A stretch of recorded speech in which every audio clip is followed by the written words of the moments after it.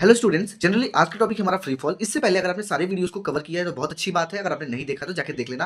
Class 9 NCERT gravitational का most important chapter है ये, ठीक है। तो प्लीज स्टेप बाय स्टेप हर एक चीज को आपको सीखना है। जब भी देखो पढ़ने बैठो तो एक कॉपी और एक पेन के ही साथ दोस्त आपको बैठना है। जितना आपको समझना है उसको आपको लिखते ही रहना है, सेम टू सेम लिखते ही रहना है, ठीक है। So let's start. कोई डाउट हो तो आप कमेंट सेक्शन में पूछ सकते हैं, ठीक है। So let's start. Free fall means when an object falls only because of gravity. Free fall का मतलब क्या होता है? फ्री फॉल का ये मतलब है, मान लीजिए हम एक एग्जांपल से समझते हैं। मान लीजिए आप अपने छत पे जाइए और एक बॉल को फेंकिए नीचे। तब नीचे आप फेंकोगे तो ऑटोमेटिक जो बॉल होगा वो नीचे आएगा। नीचे क्यों आया? वो नीचे इसलिए आया क्योंकि ग्रेविटी प्रेजेंट थी। तो सिंपल सी बात है, इसको ही हम कहते हैं फ्री फॉल। जब भी कोई ऑब्जेक्ट गिरेगा, क्या गिरेगा नीचे, उसको हम बोलेंगे ग्रेविटी। इसके अंदर क्या होता है दोस्त? No other force acts on it. इसके अंदर और कोई फोर्स नहीं होता है, खाली एक ही फोर्स होता है, ग्रेविटेशनल फोर्स। कौन सा? ग्रेविटेशनल फोर्स या फिर ग्रेविटी, दो ही, ठीक है। ग्रेविटेशनल फोर्स या ग्रेविटी, ये एमसीक्यू उसके अंदर आ सकते हैं, तो प्लीज ध्यान रखिएगा आप, ठीक है। Air resistance is not considered. Air resistance का मतलब अगर आपको अच्छी तरीके से जाना है तो आप आई बटन पे अच्छी तरीके से क्लिक कीजिए। मैंने फ्री फॉल और एयर रेजिस्टेंस के बारे में बहुत पहले ही बताया था अच्छी तरीके से, तो आप उसको देख लीजिए अगर डिटेल में पढ़ना है तो, वरना ऊपर ऊपर से पढ़ना है तो इसमें भी आप पढ़ सकते हो, ठीक है।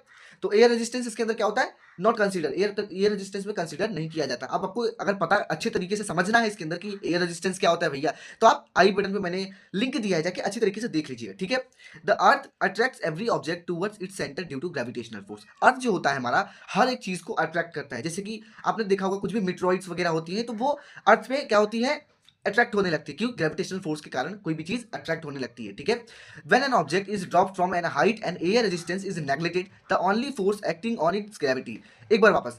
If an object is dropped from a height, जैसे कि मैंने एग्जांपल आपको दिया, कोई भी ऑब्जेक्ट को आप ड्रॉप, मतलब कि कोई भी ऑब्जेक्ट को आप हाइट से गिराओगे तो एयर रेजिस्टेंस उसके अंदर नेगलेक्ट होगा। एयर रेजिस्टेंस का मतलब देखो क्या होता है, सिंपल सी बात है, मैं वापस बताता हूँ आपको। एयर रेजिस्टेंस, जब भी कोई मेट्रॉइड्स वगैरह आती है ना अर्थ पे, तो जल के खत्म हो जाती है। जल के क्यों खत्म होती है? क्योंकि एयर प्रेजेंट होता है। एयर जब भी कोई भी ऑब्जेक्ट एयर से, मतलब बहुत ज़्यादा स्पीड में एयर से टकराता है ना, तो फ्रिक्शन क्रिएट होता है। तो फ्रिक्शन की वजह से वो जल जाता है, तो उसको ही बोलते हैं एयर रेजिस्टेंस, ठीक है। तो एयर रेजिस्टेंस इसमें नेगलेक्ट होता है क्योंकि हम पृथ्वी के अंदर ही रहते हैं, तो तुरंत एयर रेजिस्टेंस नहीं होता है। एयर रेजिस्टेंस किसके लिए ज़्यादा होता है? जो कोई भी बाहरी ऑब्जेक्ट अर्थ पे आए, जैसे मेट्रॉइड्स वगैरह हो गई, सैटेलाइट्स वगैरह जब कोई गिरती है तो उसमें बहुत ज़्यादा एयर रेजिस्टेंस होता है, ठीक है। आशा करता हूँ आपको समझ में आया हो। देखो अगर डिटेल में समझना है तो आई बटन में मैंने दिया है अच्छी तरीके से, जाके उस वीडियो को देख लीजिएगा। फ्री फॉल के बारे में भी अच्छे से बताया है, ठीक है। Then the force acting on it's gravity. और जो फोर्स कौन सा एक्ट होता है? ग्रेविटी एक्ट होता है। ग्रेविटेशनल फोर्स बोलो या ग्रेविटी बोलो, दोनों एक ही मतलब है। इसका डिफरेंस अगर आपको जानना हो तो आप पहले वीडियो अगर आपने देखा होगा तो अच्छा है, अगर नहीं देखा है तो जाके देख लेना, ठीक है।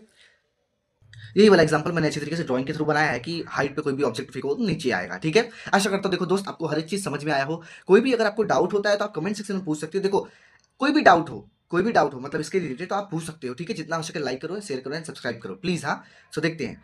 All objects falls with a same speed increases. जितने भी ऑब्जेक्ट्स होते हैं, गिरते हैं, जब जितने भी ऑब्जेक्ट्स जब गिरते हैं उनकी स्पीड सेम ही होती है। क्या होती है? Same speed increases no matter they are heavy और लाइट।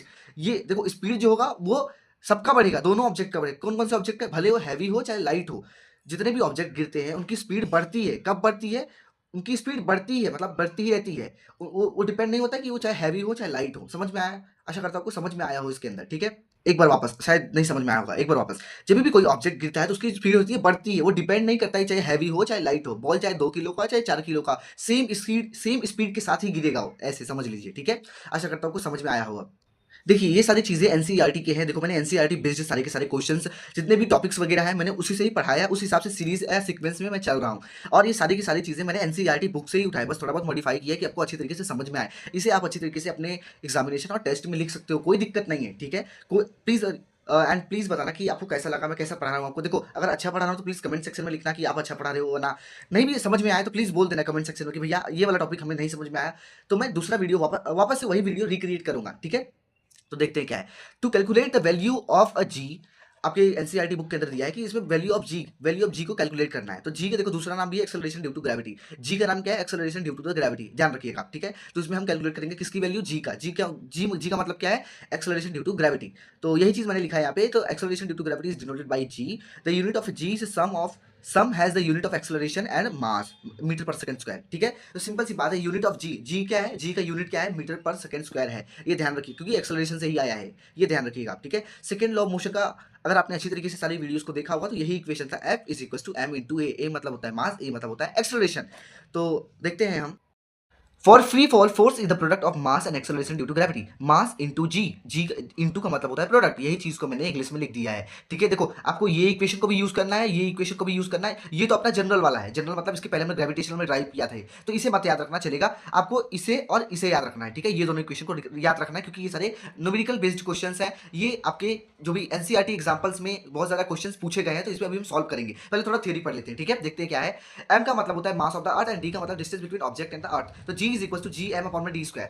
देन इसके लिए आपको ये वाला इक्वेशन याद रखना होगा, ये सारी चीजें गिवन थी। देखो जी का मतलब होता है अपना ग्रेविटी, ग्रेविटेशनल, तो जी हमें पता ही था। देखो हम इसमें क्या फाइंड कर रहे हैं, एक बार बता देता हूं आपको। इसमें एक्सेलरेशन ड्यू टू ग्रेविटी हम फाइंड कर रहे हैं, जी छोटा जी, एंड जी बड़ा वाला जी ग्रेविटेशनल है, एम है अपना मास, डी मतलब होता है रेडियस या फिर डिस्टेंस कह सकते हैं हम। ठीक है, तो हमने हर एक वैल्यू को रखा, देखो यहाँ पे डी रख देना प्लीज, मेरे से गलती हो गई, सॉरी। हम यहाँ डी है, तो डी की वैल्यू हमने हर एक पूरी पूरी पूरी वैल्यू इसके अंदर रखा और ये आंसर आया। देखो ये वैल्यू मैटर नहीं करता है, ये जो आंसर आई ये मैटर करता है। तो आपके एमसीक्यू उसके अंदर पूछ सकता है what is the value of acceleration due to gravity, तो तीन मिलेगा 9.8 मीटर पर सेकंड, 9.8 मीटर पर ए पर के, मतलब कि सेम आंसर यही होगा, मीटर पर सेकंड स्क्वायर, ये ध्यान रखिएगा आप। ठीक है, ये ध्यान रखिएगा, ये बहुत ज्यादा इंपॉर्टेंट चीज है। अगर आपको देखो कोई भी डाउट हो तो आप कमेंट सेक्शन में पूछ सकते हो मुझे अच्छी तरीके से। एंड इसके बाद हम चालू करेंगे जितने भी एनसीईआरटी के क्वेश्चन है वो उसको, क्योंकि एनसीईआरटी के क्वेश्चन बहुत ही अच्छे हैं एग्जांपल्स के, उसे अगर आप कर लोगे तो आपके बहुत अच्छे नंबर आ सकते हैं। देखो इससे दो फायदा होगा, जितना हमने अच्छी तरीके से ये सारी की सारी थ्योरी पढ़ ली, अब हम थोड़ा प्रैक्टिस भी कर लेंगे, तो इससे हमारा सॉल्विंग प्रैक्टिस हो जाएगा अच्छी तरीके से, जो भी प्रॉब्लम को सॉल्व करने का। ठीक है, आशा करता हूँ आपको हर एक चीज इसके अंदर समझ में आया। कोई डाउट हो तो आप कमेंट सेक्शन में पूछना। अब चलेंगे हम एनसीईआरटी को सॉल्व करने, एनसीईआरटी क्वेश्चंस को। ठीक है, सो लेट्स स्टार्ट।